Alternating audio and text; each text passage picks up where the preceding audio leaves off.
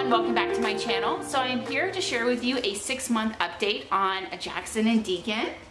So here they are, as you can see, and obviously they have their names on their little helmets. So this is Jackson, that's Deacon. If you're new to my channel, I have identical twin boys. They were mo-di twins, so monochorionic and diamniotic, which means that they shared placenta. And so they were technically considered high risk, but I went almost a full term at 36.5 weeks. They were like a week premature. They spent about a week in the NICU, but have so far met every milestone as far as their development, and they're doing great. They both have helmets. They have something called torticollis. Apparently it's pretty common in multiples. Basically, whenever I was pregnant with them, they just didn't have a whole bunch of room to move around. And usually when that happens, the baby or babies that are, you know, obviously in the womb find themselves kind of in the same position and they don't really move around a whole bunch. And so both Jackson and Deacon would be like in the womb looking to the left, and that's how they stayed for weeks and weeks and weeks, not moving around too much. So whenever they were born, the muscles in the left side of their necks were really tight, and it was difficult for them to look to the right. For the first, you know, several weeks after they were born, when they would sleep or lay down on, you know, like a carpet or a rug, they would look to the left, and so that caused a flat spot on the left side of their head. I didn't notice the way that they would, you know, lay, just because with babies, you know, they lay down and they would look to the right, but 90% of the time, oh my goodness, 90% of the time they would look to the left, and that caused a flat spot over here. So anyway, my pediatrician, you know, noticed it and referred us to Cranial Technologies, and that's a company that specializes in little helmets for babies. But it's to correct the little flat spots on their heads. So again, both Jackson and Deacon have theirs on the left side, and the helmets help to correct that. And so far they have done really great. Jackson's was a little bit more severe because he was twin A, and typically twin A, just because of their positioning, usually have it just a little bit more, you know, than the other baby, which is twin B. But Jackson is doing great. I have already noticed a significant improvement, just because all it really does is just restrict growth and kind of redirects the growth of the head to where it's like a nice round, you know, shape. And again, for him, for them both, it was just a little flat spot over here. But we are getting it fixed. Oh, and they are busy, as you can see. So if you're curious, if you have a baby with a helmet, I got these stickers from a company called blingyourband.com, and I will leave that below in case you're wanting to get some little stickers for your baby's helmet. This one's really cute. Jackson has one that's a baseball, as you can see, and on the back it says, "Working on my curve." So cute. And with Deacon, we picked dinosaurs because whenever they first came home from the hospital, we would dress Deacon in a dinosaur onesie to tell them apart. And so he kind of picked up the nickname Deacon the Dinosaur. And so we saw the little Jurassic Park stickers and thought that was very appropriate. But anyway, they are very busy. They are not sleeping through the night yet, unfortunately. I really wish they were, but they did for like a week, and I was like, yes, like we're finally sleeping through the night. And then they just stopped, and they wake up now several times a night, actually, at least once to feed, and other times just because they kick their blanket off or they spit their pacifier out. And they're upstairs now in their cribs, and so I will go up the stairs, give them their pacifier, kind of tuck them back in, and they'll go back to sleep. Thankfully, they don't like wake up and stay up. They just wake up for a little bit, kind of fuss, and then go right back to sleep. They are rolling over quite a bit. I mean, they'll go from tummy to back and you know, back to tummy. They're not crawling yet. They, Deacon, I have noticed, will push himself up, like on the play mat that we have in here, but no crawling yet.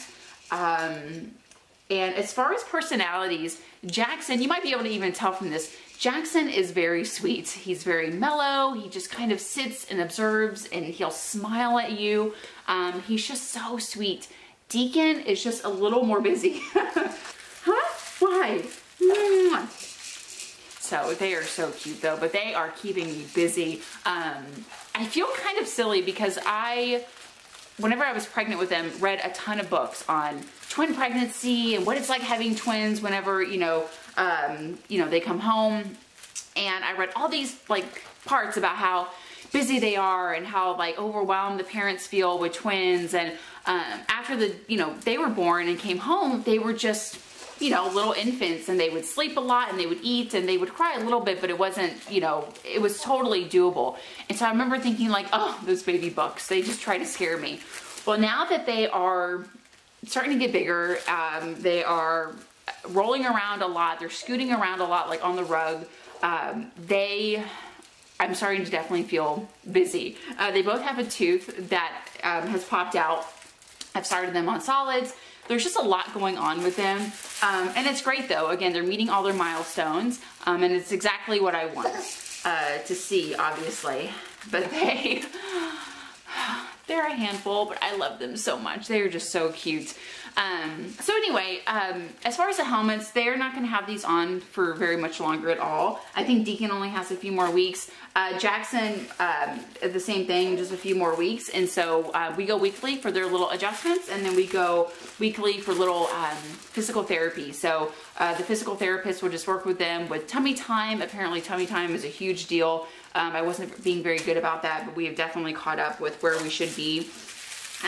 Apparently tummy time is more than just, trying to get them to crawl. It's like from a neurological standpoint, with their vision, with them sitting upright, or looking upright, I mean, and just blood flow and muscle development and just all this stuff that I just didn't realize how important it was.